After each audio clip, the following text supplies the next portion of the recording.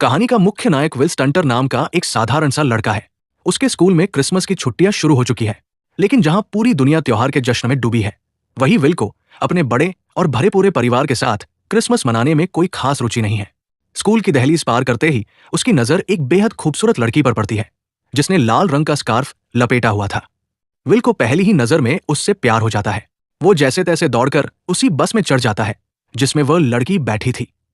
बस के सफर के दौरान विल के भाई उसके शर्मीले और शांत स्वभाव का मजाक उड़ाने लगते हैं, क्योंकि विल हमेशा खुद में खोया रहता था और उसका कोई दोस्त भी नहीं था।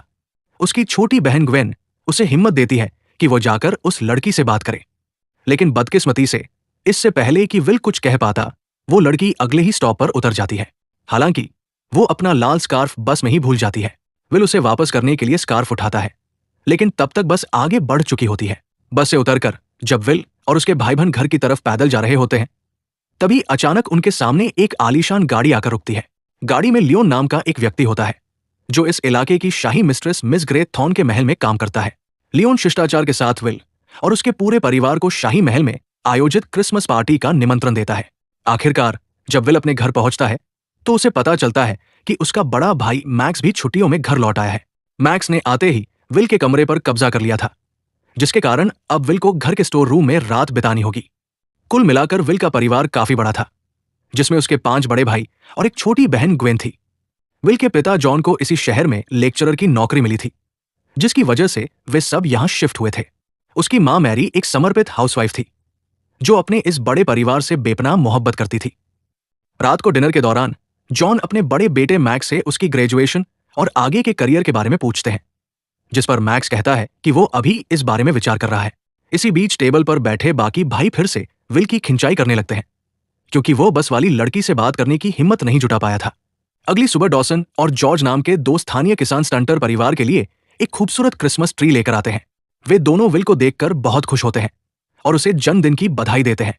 साथ ही वे भविष्यवाणी करते हैं कि आज रात एक भयानक बर्फीला तूफान आने वाला है, जबकि उस समय बाहर का आसमान बिल्कुल साफ और धूप से खिला हुआ था। बाद में पूरा परिवार मिलकर विल को जन्मदिन के तोहफे देता है। बाकी सबके गिफ्ट तो साधारण और कामचलाऊ थे, लेकिन विल अपनी छोटी बहन ग्वेन के तोहफे को लेकर बहुत उत्सुक था, क्योंकि सिर्फ ग्वेन ही थी जो उसके लिए कुछ सोच समझ कर लाई थी। डिब्बा खोलने पर उसमें से एक प्राचीन और सुंदर कलाई घड़ी निकलती है। ग्वेन खुद उस घड़ी को विल की कलाई पर बांधती है और उससे कोई विश मांगने को कहती है। विल मुस्कुराते हुए विश मांगता है कि काश यहां बर्फबारी शुरू हो जाए। रात को जब अचानक विल की नींद खुलती है, तो वो खिड़की के बाहर का नजारा देखकर हैरान रह जाता है। सचमुच चारों तरफ भारी बर्फबारी हो रही थी।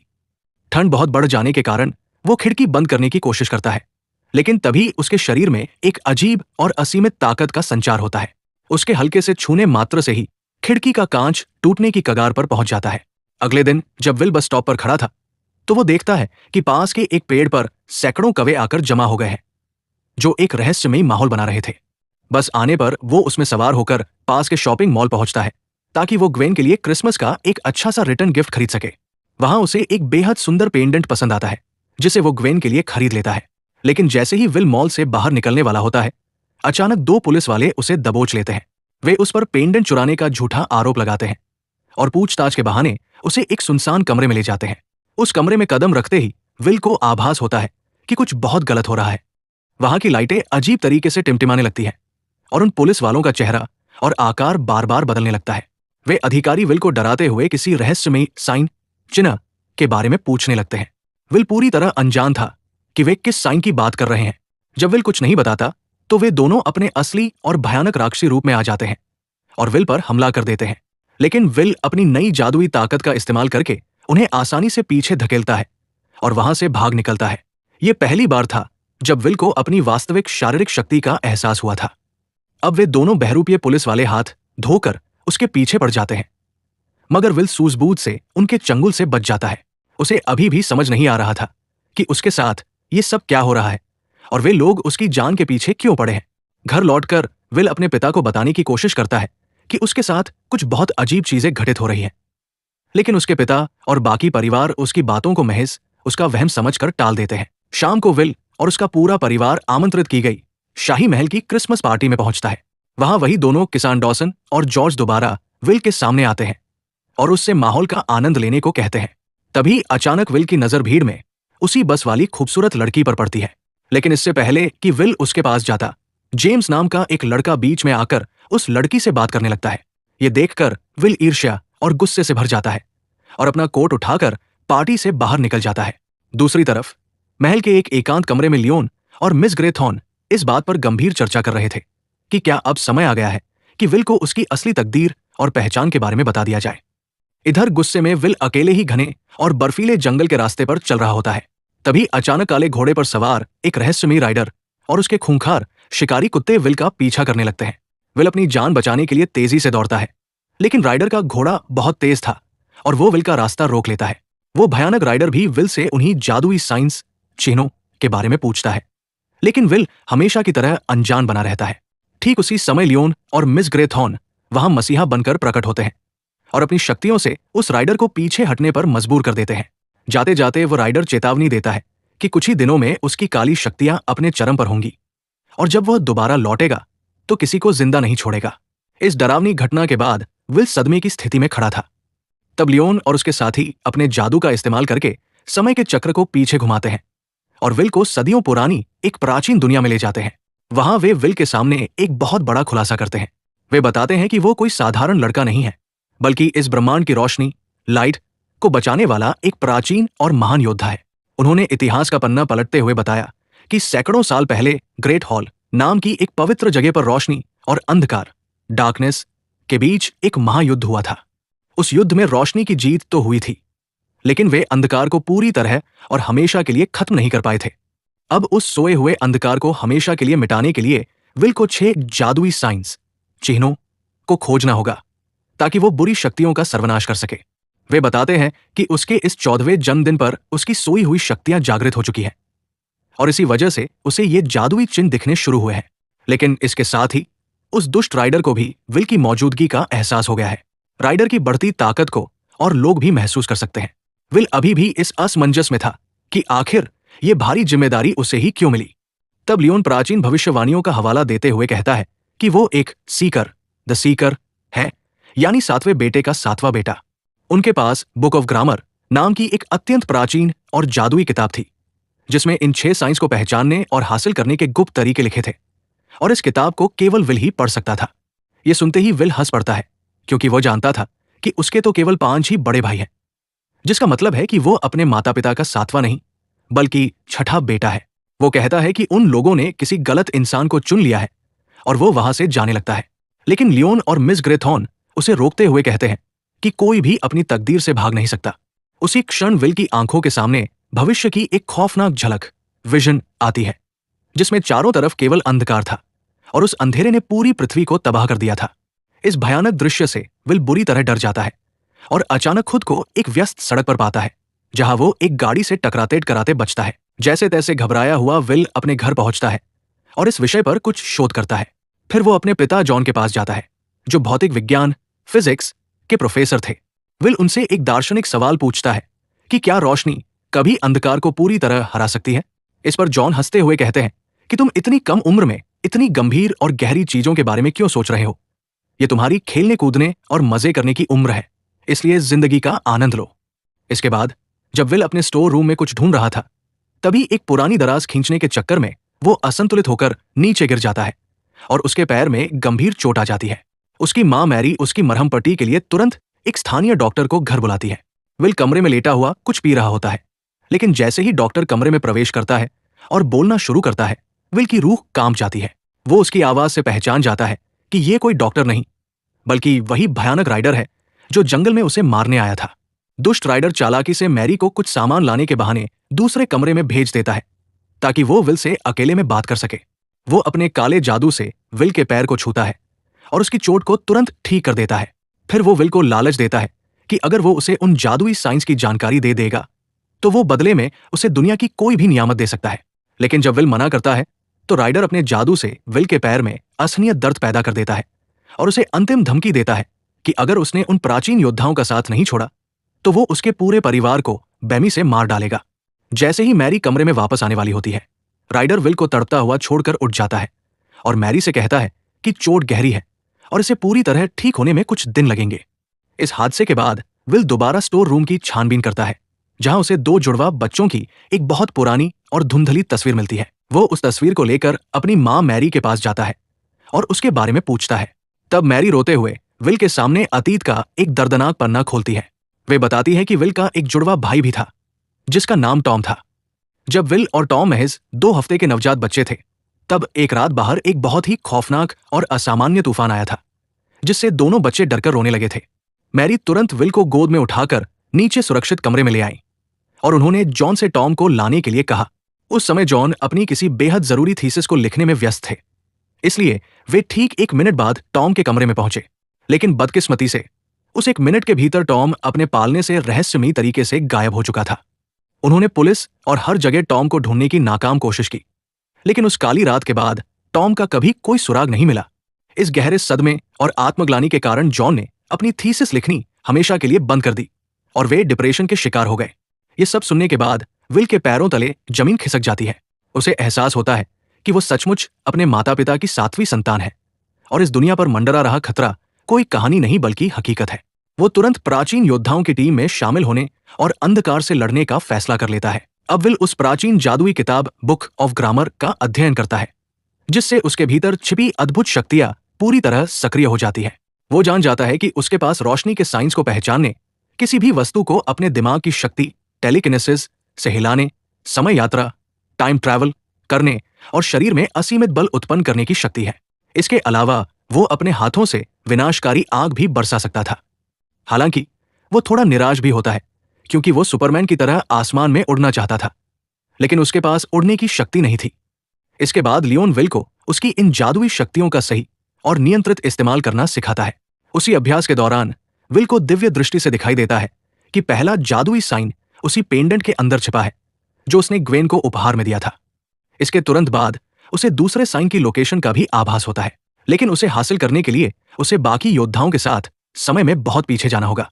जैसे ही वे सब जादू से एक प्राचीन और डरावनी दुनिया में कदम रखते हैं, अचानक एक दुष्ट बूढ़ी औरत उन पर सैकड़ों जहरीले और मायावी सांपों से हमला कर देती है।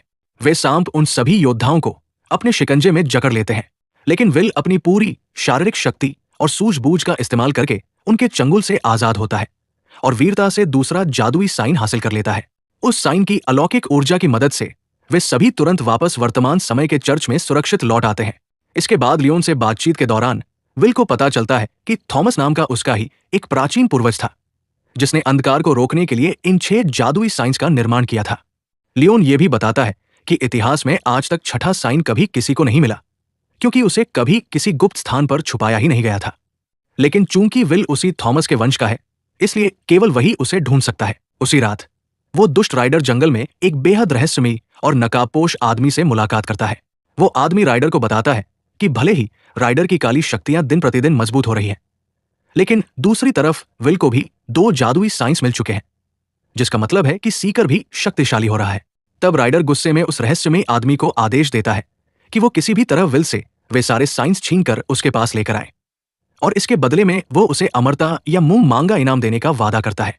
अगली शाम जब विल अपने पूरे परिवार के साथ डिनर टेबल पर बैठा था, तभी जेम्स वहां आता है। लेकिन इस बार वो अकेला नहीं था, बल्कि उसके साथ मैगी नाम की वही खूबसूरत लड़की भी थी, जिसे विल बस में देखते ही पसंद करने लगा था। जब विल को पता चलता है कि मैगी और जेम्स अब एक रिलेशनशिप में है और साथ है, तो उसका दिल पूरी तरह टूट जाता है और उसे गहरा दुख होता है। डिनर खत्म होने के कुछ देर बाद मैगी अकेले में विल के पास जाती है और एक चौंकाने वाला दावा करती है। वो कहती है कि उसके पास भी कुछ जादुई शक्तियां हैं। वो विल को प्रभावित करने के लिए टेबल पर रखे नमक के दानों से हवा में एक जादुई आकृति बनाकर दिखाती है। बाद में विल भी मैगी को एकांत में ले जाकर अपनी वास्तविक शक्तियों का एक छोटा सा नजारा दिखाता है। फिर विल भावुक होकर मैगी से पूछता है कि वो जेम्स के साथ क्यों है और क्या वह भी रोशनी के प्राचीन योद्धाओं की गुप्त टीम का हिस्सा है। इस पर मैगी रहस्यमयी ढंग से मुस्कुराती है और कहती है कि विल को इन छोटी मोटी और सांसारिक बातों पर अपना ध्यान नहीं भटकाना चाहिए, बल्कि उसे आने वाले विनाशकारी युद्ध और अपने मिशन के लिए खुद को तैयार रखना चाहिए। मैगी कहती है कि वह कोई योद्धा नहीं है, बल्कि वह इस दुनिया में सिर्फ और सिर्फ विल की रक्षा करने के लिए आई है। मैगी की इन मीठी बातों से प्रभावित होकर विल अपनी पूरी हिम्मत जुटाता है और उसके सामने अपने प्यार का इजहार कर देता है। वो कहता है कि जब से उसने मैगी को पहली बार देखा है, वो उसकी तरफ एक अजीब खिंचाव महसूस करता है और हर पल सिर्फ उसी के बारे में सोचता रहता है। लेकिन इससे पहले कि मैगी कुछ जवाब देती, जेम्स अचानक वहां आ जाता है और पूछता है कि तुम दोनों यहां अकेले में क्या कर रहे हो। मैगी तुरंत बात संभालते हुए कहती है कि वो बस विल से बात करते हुए जेम्स का ही इंतजार कर रही थी।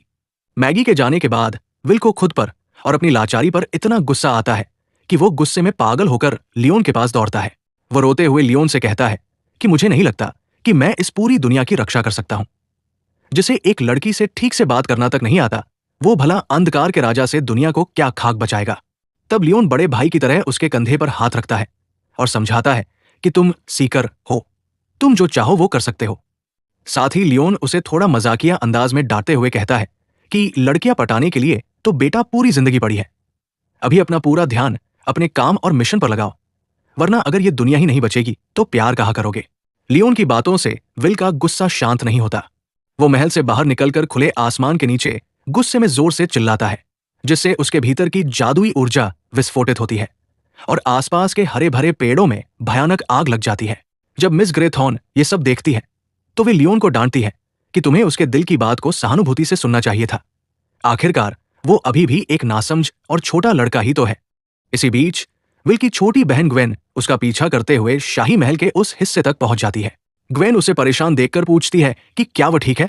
विल अपने आंसू छुपाते हुए कहता है कि हाँ, मैं बिल्कुल ठीक हूं, तुम चिंता मत करो।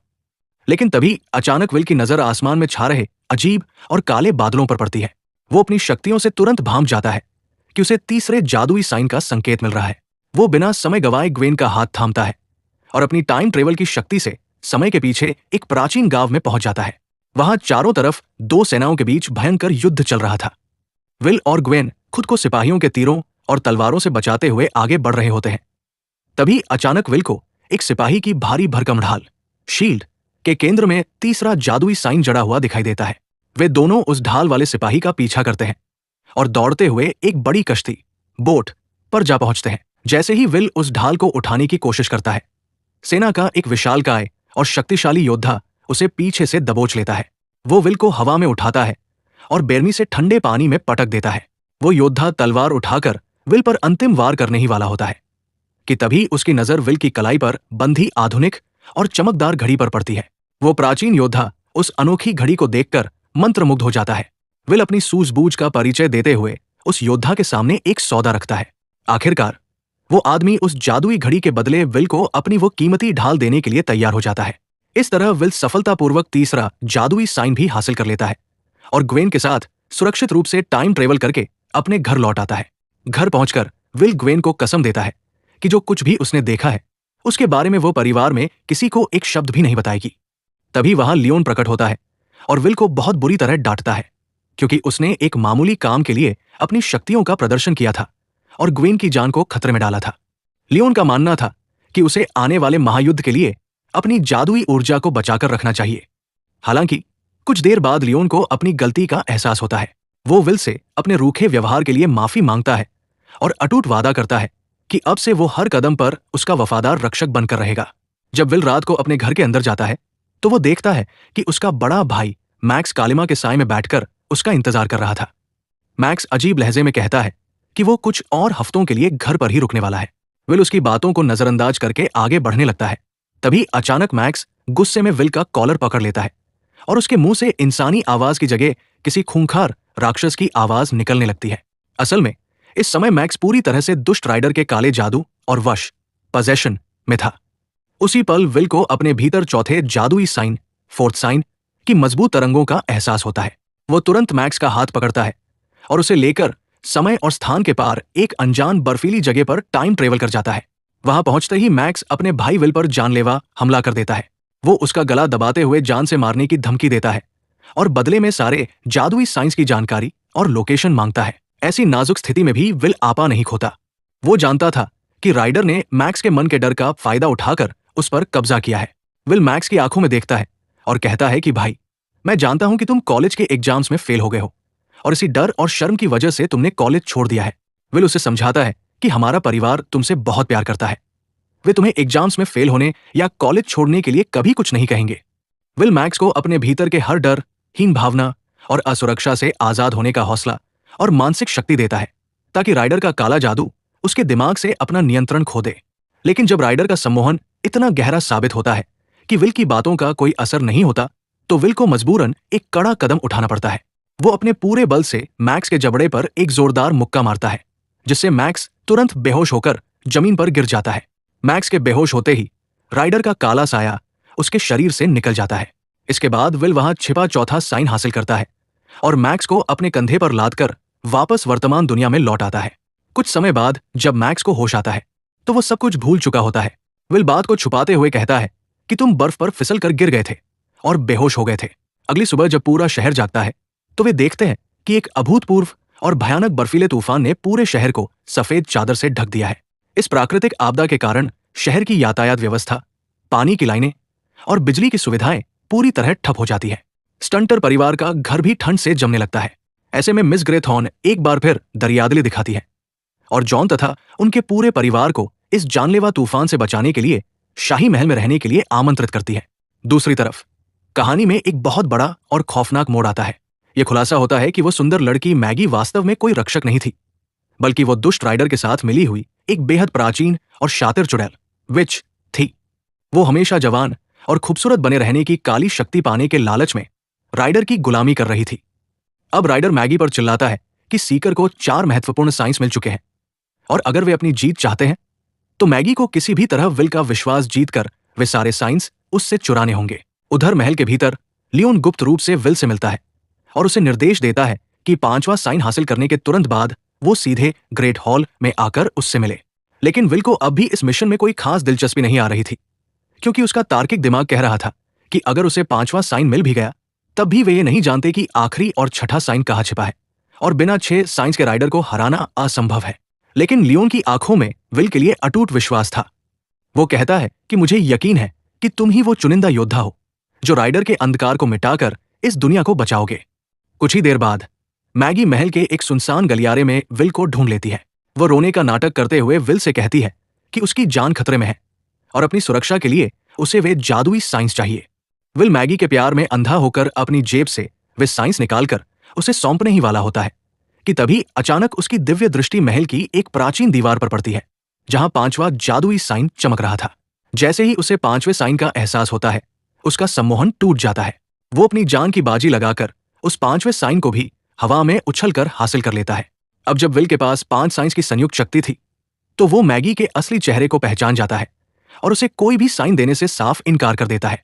मैगी अपनी इस असफलता से बुरी तरह डर जाती है।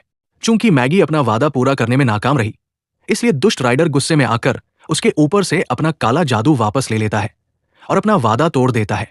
राइडर की शक्ति हटते ही मैगी का वो खूबसूरत और जवान चेहरा पल भर में गायब हो जाता है और वो एक अत्यंत बदसूरत झुर्रियों वाली बूढ़ी औरत में बदल जाती है।